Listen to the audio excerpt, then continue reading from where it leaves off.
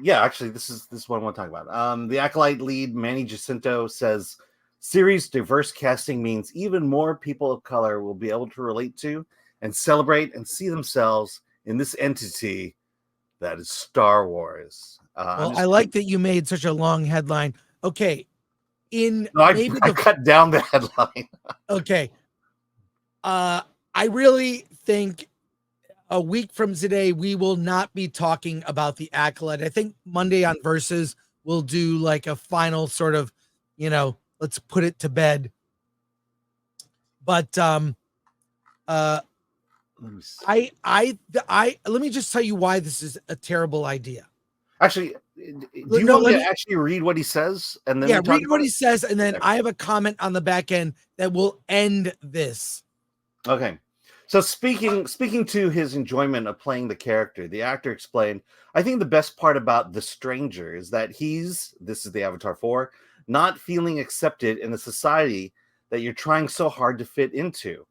He just wants to exist. He wants to be able to express himself in this world.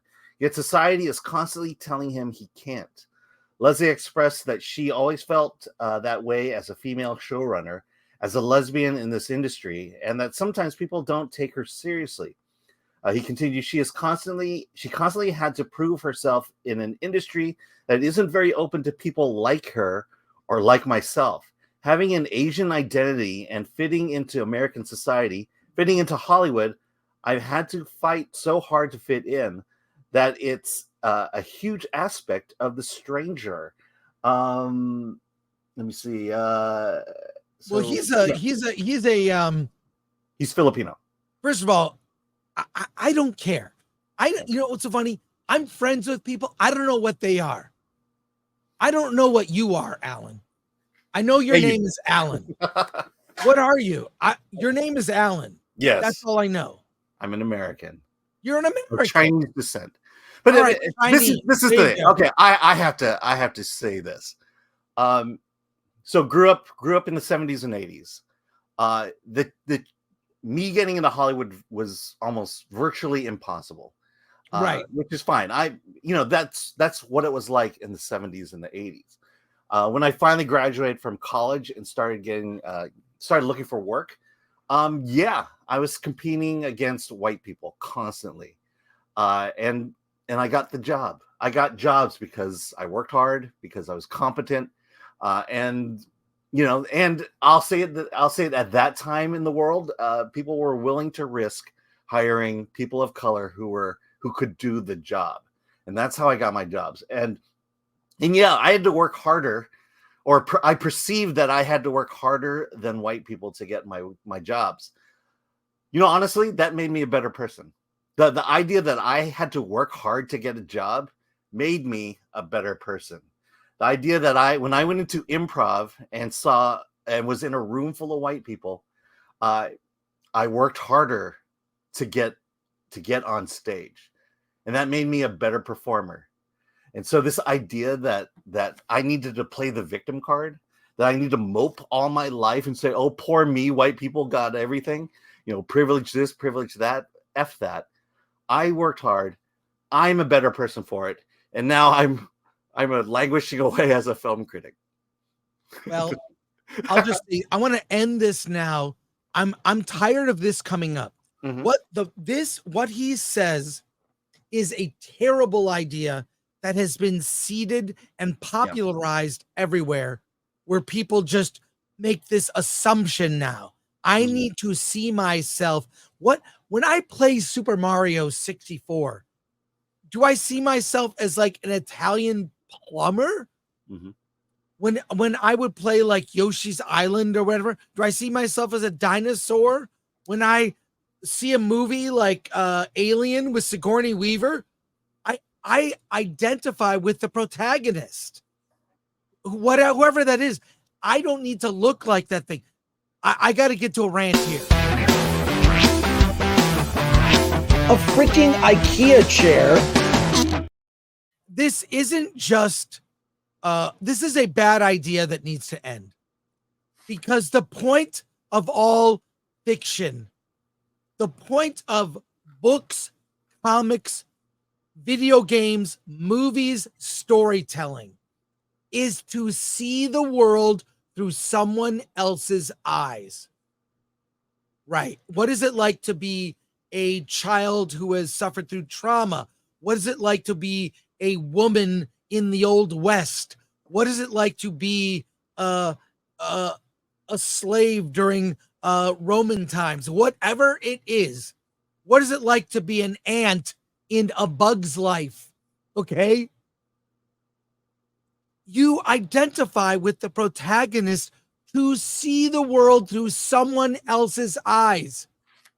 And this narcissistic notion that you must look like the thing you see is a terrible idea that must end. And while I appreciate Manny Jacinto and I think he's very talented, no, we don't need to look like the people we see. We need great storytelling with all types of characters. Dinosaurs, Italian plumbers, old, young. You know, it's like, look it up. Taika Waititi was asked at this Toronto Film Festival what he felt like to be a Maori. He's of Maori descent, which are the indigenous people in New Zealand. And he said he doesn't think of himself as a Maori filmmaker, just like he doesn't think of himself as a tall filmmaker. Taika Waititi is tall. It's a stupid idea. Stop dividing people this way and just tell great stories with all types of people. And that's all you need to do. And if the audience identifies whether they look like that person or not, that's a great story. That's a great story. You know you've done a great story when you told a great story when anyone can identify. Anyone can see themselves in a Luke Skywalker or a Wonder Woman for that matter. It doesn't matter. Stop it. Alan, your thoughts. Okay, I have something to say.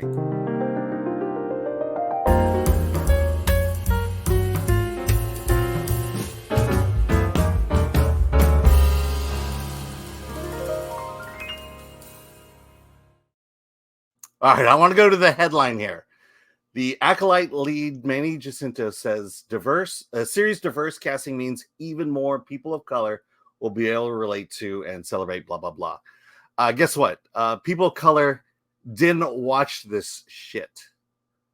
You could put all the people you want that look like you, but you have to produce quality films. And let's talk about the history of Asian American cinema and television since the 70s and 80s.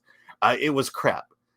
And the reason why we Asians didn't appear in films, didn't have our own shows, didn't have our own movies is because it was crap. Pat Morita, when he struck it big as Al in Happy Days, they gave him his own television series. That television series failed miserably. So bad that Pat Morita not only lost the series, but he couldn't return to Happy Days as Al. You know, every time, All American Girl, an all Asian cast sitcom starring Margaret Cho, B.D. Wong, failed. And we didn't get a Asian American television show until Fresh Off the Boat. Let's talk about Joy Luck Club. Joy Luck Club succeeded, did very well, but yet there was no Asian American film for the next 25 years. Why? Not because people were racist and didn't want to see Asians. We just couldn't come up with anything that was good enough to put up there. And it wasn't until Crazy Rich Asians that just kind of blew the door open for Asian filmmakers.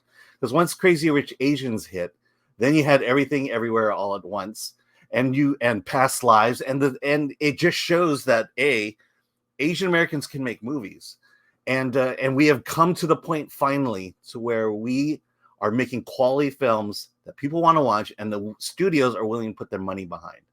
And so this idea that we need to see ourselves, you know what? I hate to say it, but you know, if The Acolyte is the ultimate work for lesbian writers in Hollywood, lesbian writers, you're in serious trouble because this is why Hollywood look, we let the lesbians, the LGBTs, the non-binaries have their own television show, a Star Wars show, and you failed. And it's going to be another 25 years to take another chance. It sucked. Yeah, no one watched it. No one watched it. And if all you did was rely on the fact that, look, you can see yourself in the show, well, it's an embarrassment. And believe me, I have a vast network of Asian friends, and we go and support these movies and these TV shows, and then under our breath, it's like, oh, that was horrible. That was bad. And it doesn't forward whatever cause you think Mm-hmm. you need to have. And back to Star Trek. Star Trek was diverse from the beginning, and nobody batted an eye. Yeah, and that was 60. And there were great characters. And all this low-key racism, it needs to end. And people need to stop spreading these bad ideas. It's a bad idea. Stop it. Yeah. And call it out. When you see it, call it out. Call it out. The fact that you're in a Star Wars show, the fact that someone's interviewing you and asking you to talk about it tells you that you're not being oppressed anymore. Look, there are a lot of Asians in television and movies, a lot of Black people in in television and movies, a lot of Latinos, Latinx, sorry. Again, compare it to when I was growing up in the 70s and 80s. The floodgate is open, and now it's your time to prove yourself that you deserve to be in the room. You're in the room, now prove it. Right. So, look, we're going to have this discussion a lot, but I want everyone out here to hear this message and push back when this bad idea turns up. And this is a lot of actors in Hollywood. I don't expect them to be smart. I expect actors to be good actors. Mm-hmm. He's repeating something that's been repeated to him all through Hollywood. So call it out when you see it.